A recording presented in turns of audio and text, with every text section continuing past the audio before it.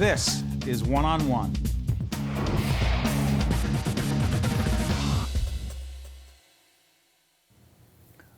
Dahme is the former president of the New Jersey State Board of Education. He's also an old friend. We knew each other in a different life. That's right. Back in the 1980s, I was honored to be a member of the state legislature, and you were with the NJEA.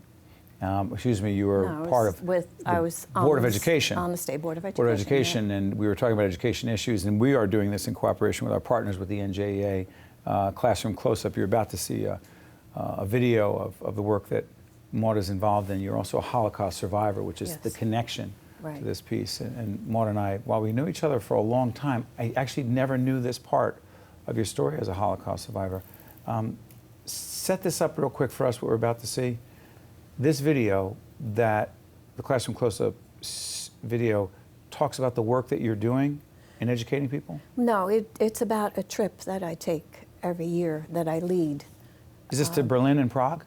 Yes, and we go on, but NJEA Classroom Close-Up joined us for 5 days and filmed the Berlin and the Prague part of this journey that we take every year with teachers. So you're partnering with the NJEA to do this. They came to show this story.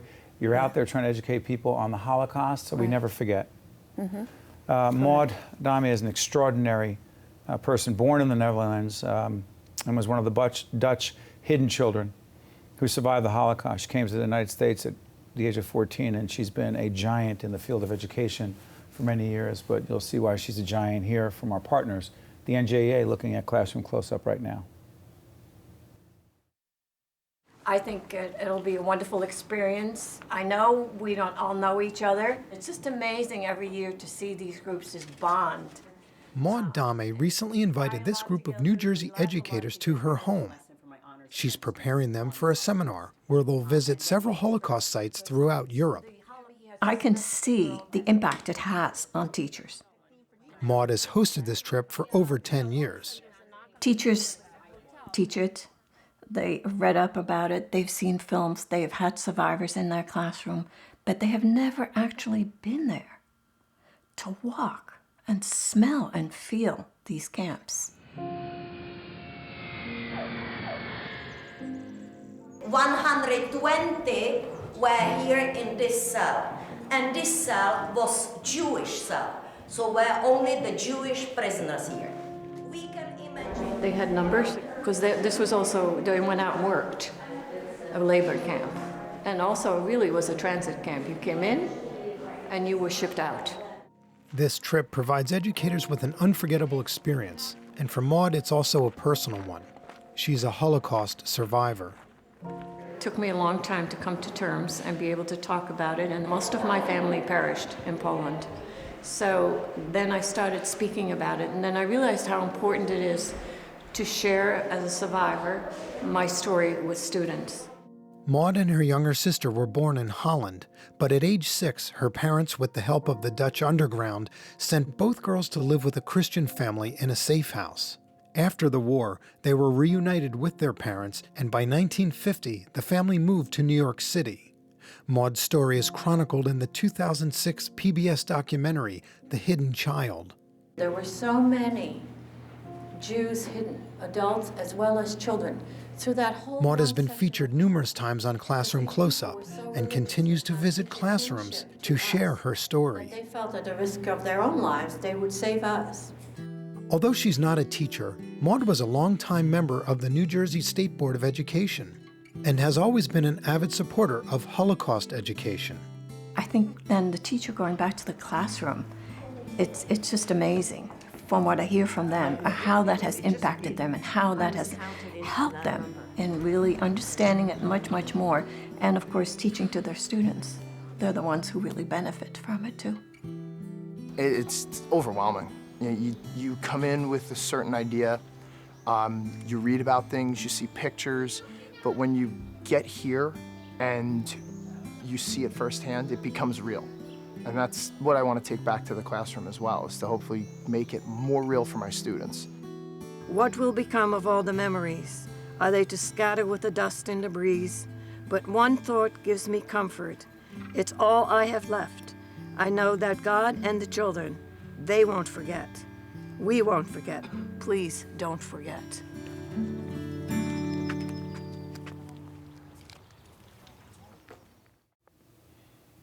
What are you thinking, Maud? It takes me back to this trip just this summer. And it's difficult even for me, even though I am in Poland 2 or 3 times a year, going to the camps. But each time, it's not anything that one can get used to.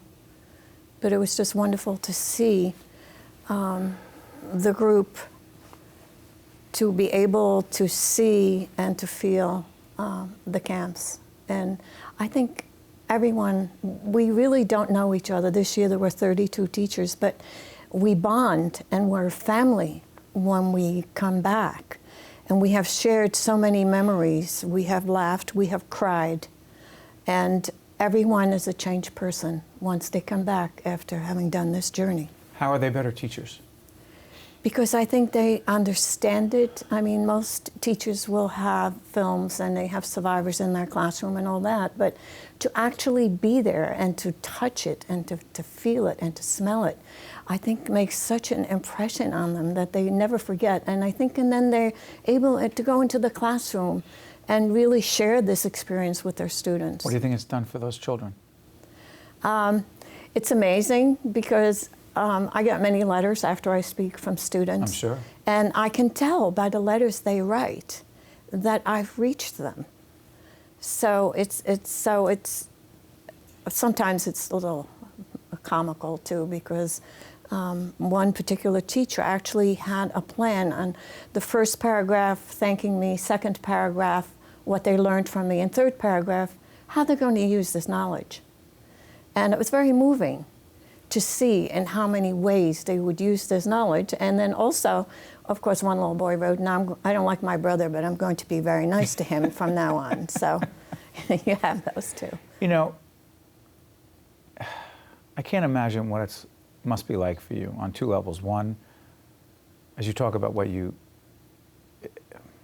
the experience is like going back, that's, none of us can imagine that. But the other thing is having the impact that you've had. I mean, some of us can just imagine having 1/10 of that impact. What is that like for you to know that you're having this impact? You know, it took me a long time to talk about it. I learned to speak English very well. No one would assume that I was foreign-born. But in 1982, when Governor King created the Advisory Council on Holocaust, I decided the time had come I had to speak about it. It was very difficult at first. But it has helped me to come to terms with many things that I've experienced. But it also has made me such a better person, and I feel so much more, and how wonderful it is to be alive, I think is the most important thing. It doesn't matter what you have, but just to be alive. And I've learned a lot about myself too in the process, never thinking I would ever be on this journey, but I am. And I feel that everyone who hears our stories of the survivors benefits.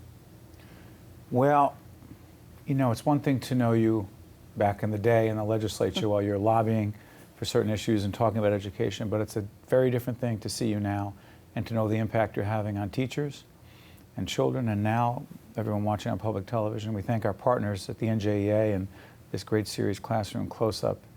You are an extraordinary woman who is making a huge difference, and you honor us by being with us. Thank you, Maud. Oh, thank you so much. Thank you. One-on-One with Steve Adubato has been a production of the Caucus Educational Corporation, celebrating over 25 years of broadcast excellence. Funding for this edition of One-on-One with Steve Adubato has been provided by the New Jersey Education Association, Wells Fargo, Health Republic Insurance of New Jersey, QualCare Inc., Virtua, Adler Aphasia Center, and by Cone Resnick. Promotional support provided by the Star Ledger, powering NJ.com, and by Commerce Magazine. Transportation provided by Airbrook Limousine, serving the metropolitan New York, New Jersey area.